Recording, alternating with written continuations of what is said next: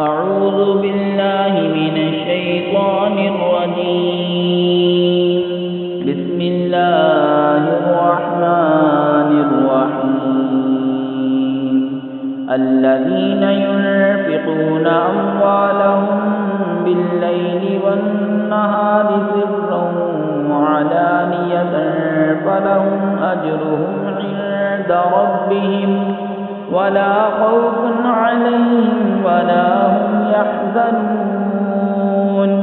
الذين يأكلون الربا لا يقومون إلا كما يقوم الذي يتخبطه الشيطان من المس، ذلك بأنهم قالوا إنما البيع مثل الربا وأحل الله البيع وحرم الربا. فمن جاءه موعظة من ربه فانتهى فله ما سلف وأمره إلى الله ومن عاد فأولئك أصحاب النار هم فيها خالدون.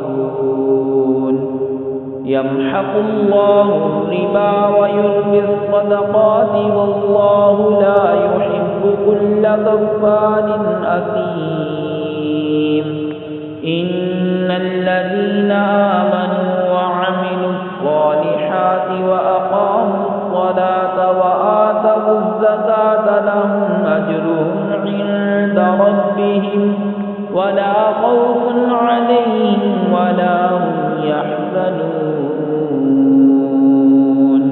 वो जो अपने माल खैरात करते हैं रात में और दिन में, छुपे और जाहिर, उनके लिए उनका नेक है उनके रब के पास, उनको ना कुछ अंदेशा हो ना कुछ गम। वो जो सूद खाते हैं क़यामत के दिन ना खड़े होंगे मगर जैसे खड़ा होता है वो जिसे आसेब ने छूकर मखबूत बना दिया हो। ये इसलिए कि उन्होंने कहा बै भी सूद ही की मानिंद है, और अल्लाह ने हलाल किया बै और हराम किया सूद।